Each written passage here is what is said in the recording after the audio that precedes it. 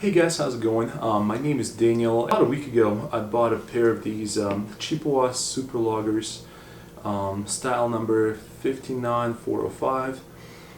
This is apparently a limited edition, steel toe, insulated 9-inch logger boot that they make. And like I said, I've been wearing them for about a week. And kind of what my experience with these boots has been. First things first is why I bought these boots. About 9 months ago, I switched from doing car sales to industrial sales. And the company that I work for now, what we do is we look for companies that are going out of business, and we either buy their assets, sell them off privately, or we auction it off on a fee basis. But part of this job requires me to go to the warehouses, to inspect this machinery, to appraise the machinery, document it. But as I started going to these warehouses, I was wearing my Clarks.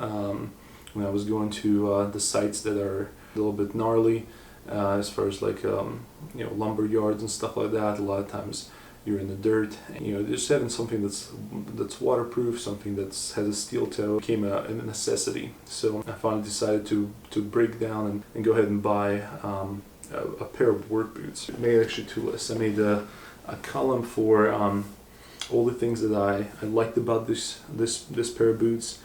And there's a column for all the things I hate, and as you can see, the column for things I like is a lot bigger than the column of things that I don't like. With that being said, there are a couple things that I would change about this shoe. And full disclaimer, I am not sponsored by Chippewa. I bought these shoes with my own money, and I just wanted to give you guys some information to hopefully help you guys make an educated decision if you are considering a boot like this. And also keep in mind, I'm a city boy. I am not a professional boot reviewer.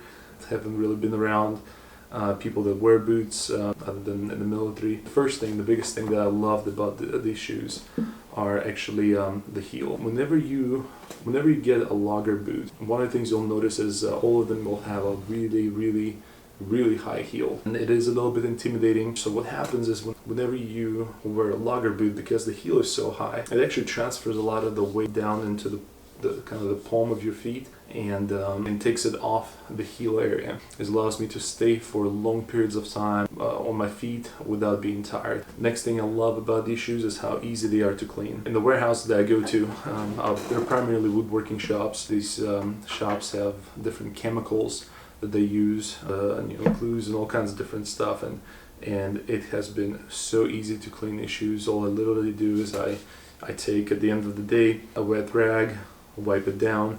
It takes all the junk off of an easy shoe to maintain. Next thing I love about these shoes is waterproof. So this shoe has waterproof membrane baked into it. It works absolutely great. I actually use these shoes for motorcycling. So a couple times I've ridden to work on them, and they stay completely dry.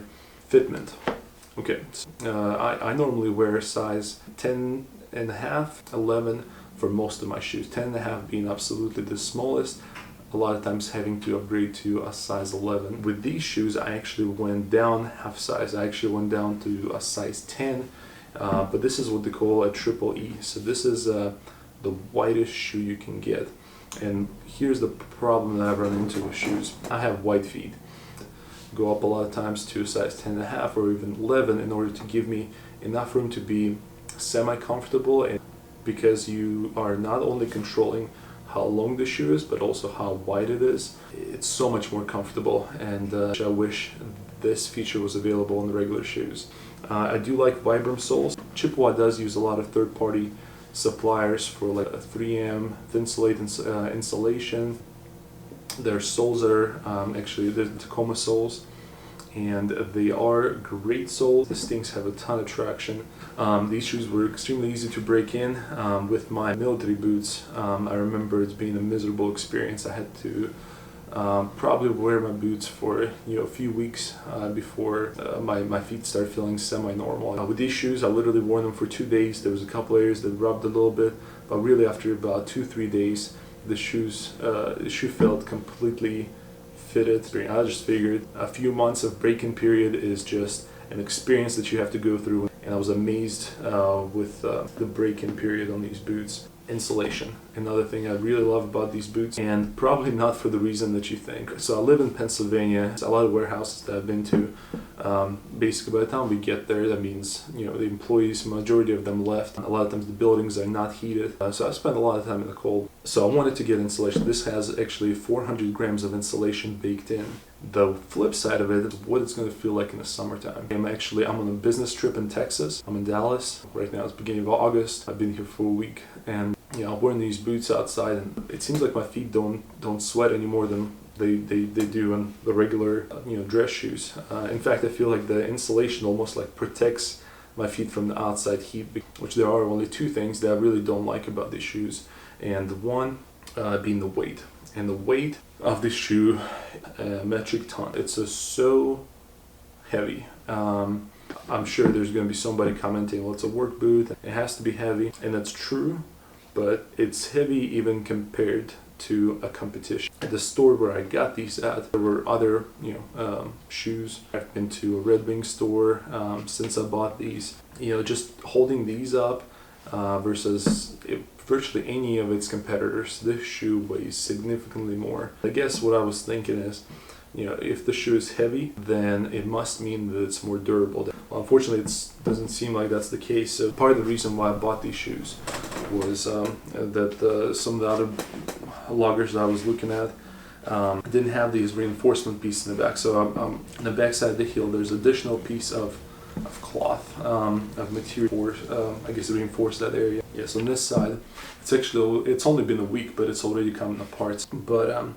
there's a piece of cloth that came undone, and it's kind of dangling there. So every time I put my heel in there, it's kind of wiggles around in there and rubs. These shoes are rebuildable, so you can replace the soles multiple times. You can replace that part in the back, but still after 1 week, I think it's unacceptable for a shoe that costs this much to break down. So I had a nick up here on toe. I guess I hit a machinery or something and sliced a piece of leather, and so what I did, I put some super glue and folded it back down, and it looks okay. But I also had a little nick in the back on the other shoe. Also the soles. These soles, I only worn them for a week, and I can already see this middle knobs up here in the center starting to get worn out. The texture in the middle is completely gone, and I can see the actual wear on this middle knobs, and also on the back on the heel. I actually have a friend of mine who has a different brand of shoe, but they also use the same Vibram Tacoma soles, and he's worn them for 6 months. They're basically completely worn. Now these are resolable, so all the things that I told you about, like the back piece and the sole, they can be redone. But still, I think for the price that I paid for these shoes, I think it should have lasted longer. Final thoughts. Would I buy this boot again? And the answer is yes. I think for the money I paid, I think this boot is completely worth the money. It's comfortable. There's other good options in the $200 to $300 range. But with that being said, I do love my boots, and I would buy them again. The thing that I would change is the steel toe. Instead of steel toe, I wish I got a composite toe. When I travel, I usually do a TSA pre-check. We go through the fast line, and the search is a lot less stricter, so you don't have to take your shoes off, and much quicker process. With these shoes, because they're steel toes, I still have to take them off like a sucker, and it's something I wish I would have thought about sooner. And that's about it. If you guys have any questions about these boots, I'm gonna probably make another video like 6 months, maybe a year. But if you guys have any questions about these shoes, about how they're holding up, just leave a comment below, and I will try to get back to you. Talk to you guys later.